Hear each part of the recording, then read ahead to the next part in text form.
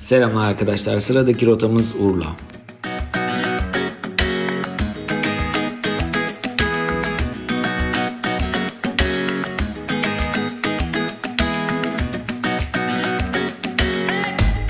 Urla, İzmir iline bağlı bir ilçedir. İzmir Körfezi'nin kıyısında yer alan Urla, doğal güzellikleri, tarihi yapıları ve kültürel zenginlikleriyle öne çıkmaktadır.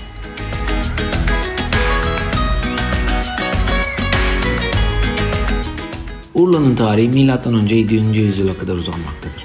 Antik çağda Urla, İyonyalılar ve Romalılar tarafından yerleşim yeri olarak kullanılmıştır.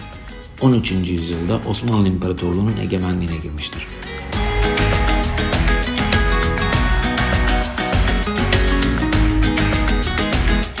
Urla, İzmir'e yakınlığı ve doğal güzellikleriyle günübirlik geziler için ideal bir yerdir.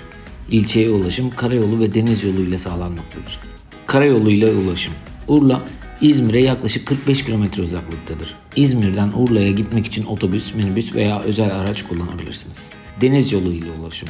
Urla'ya İzmir'in Konak ilçesinden kalkan feribotlarla da ulaşabilirsiniz. Feribot yolculuğu yaklaşık 45 dakika sürmektedir.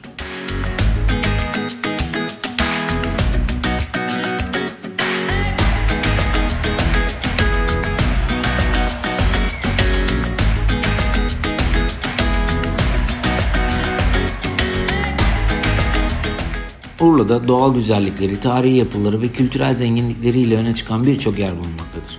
İşte Urla'da gezilecek yerler arasından öne çıkanlar. Uzbaş Çiftliği. Çiftlik 2000 dönümlük bir arazi üzerine kuruludur ve dünyanın en büyük palmiye üretim çiftliklerinden biridir. Çiftlikte 52 farklı türden 250 binin üzerinde palmiye bulunmaktadır. Palmiyelerin yanı sıra çiftlikte çeşitli diğer bitki türleri de yetiştirilmektedir.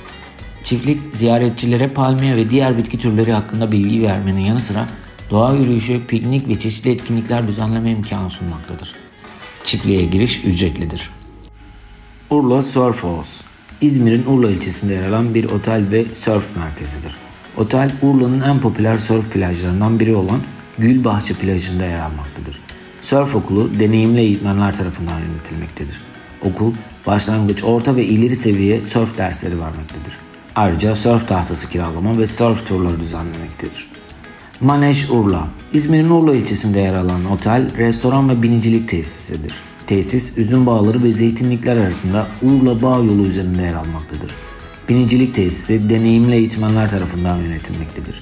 Tesis, başlangıç, orta ve ileri seviye binicilik dersleri vermektedir. Tesis, ayrıca binicilik turları düzenlemektedir.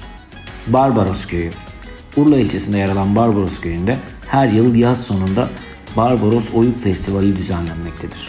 Bademler Köyü, yine Urla ilçesine bağlı olan köy, Türkiye'nin en temiz köyü seçilmiştir. Urla İskele, Urla'nın en popüler turistik yerlerinden biridir. Mahalle, tertemiz denizi, kumlu plajı ve yemyeşil doğasıyla dikkat çekmektedir. Karantina Adası, ada Urla Körfezi'nin kuzeyinde Urla'ya 2 kilometre uzaklıkta bulunmaktadır. Karantina Adası 19. yüzyılda karantina merkezi olarak kullanılmıştır. Ada 1865-1869 yılları arasında kolera salgını sırasında İzmir'e gelen gemilerdeki yolcuların karantina altına alınması için kullanılmıştır. Karantina Adası'nda ziyaretçiler üzüm bağları ve zeytinlikler arasında yürüyüş yapabilir, tarihi binaları gezebilir ve denizin tadını çıkarabilirler. Urla Sanat Sokağı, Urla'nın kültürel ve sanatsal yaşamının merkezidir. Sokakta sanat galerileri, sanat atölyeleri, hediyelik eşya dükkanları, restoranlar ve kafeler bulunmaktadır. Sanat Sokağı'nda her yıl çeşitli sanat etkinlikleri düzenlenmektedir.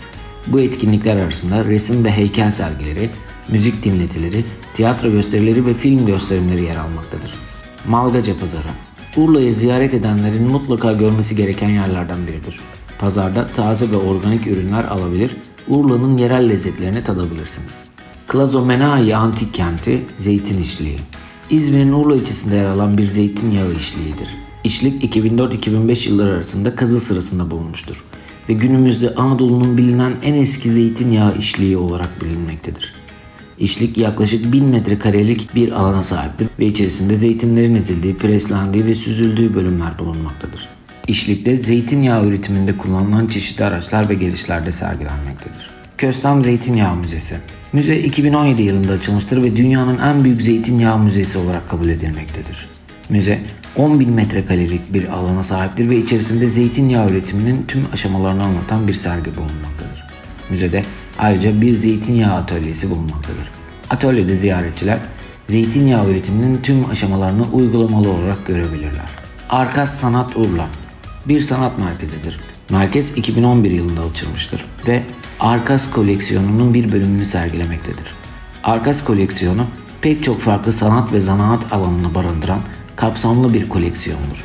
Koleksiyonda 19. yüzyıl sonu, 20. yüzyıl başı Avrupa resim ve heykelleri, 20. yüzyıl Türk resim ve heykelleri, çağdaş Türk resim ve heykelleri, geleneksel Türk sanatları ve Anadolu arkeolojisi eserleri bulunmaktadır.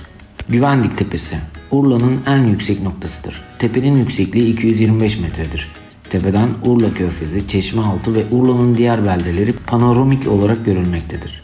Güvendik Tepesi Urla'nın önemli bir mesire alanıdır. Tepede piknik alanları, yürüyüş parkurları ve seyir terası bulunmaktadır. Tepede ayrıca bir de restoran bulunmaktadır. Ve son olarak Urla Bağ Yolu. Üzüm bağları arasından geçerek Urla'nın en güzel yerlerini keşfetmenize olanak tanımaktadır.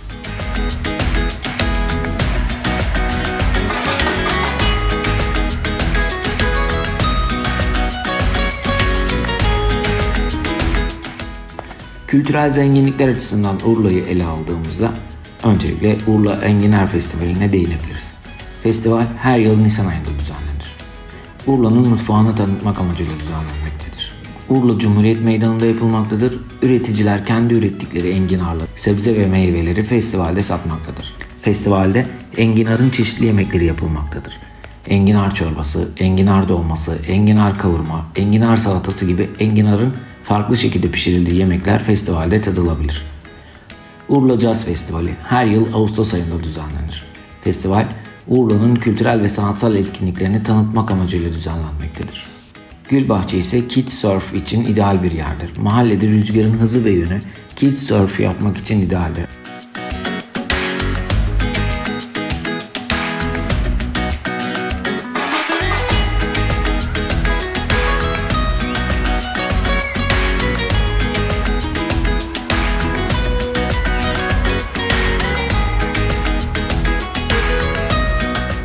Urla lezzetli yemekleriyle ünlüdür.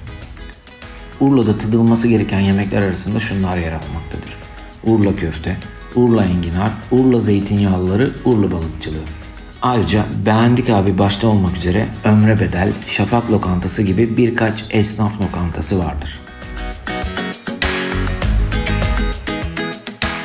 Arap saçı, körmen, ebe gübeci, çoban düdüğü, gelincik otu gibi pazarda görsek tanıyamayacağımız otlardan kavurmalar, boraniler, börekler gibi leziz yemekleri Urla'da görmek mümkün. Aynı zamanda mübadele zamanı Yunan topraklarından gelen ailelerin getirdikleri turçenik, sinkonta gibi göçmen yemekleri de Urla'nın mutfağına eklenmiş. Et severler için ise Urla'nın güvecini önerebiliriz.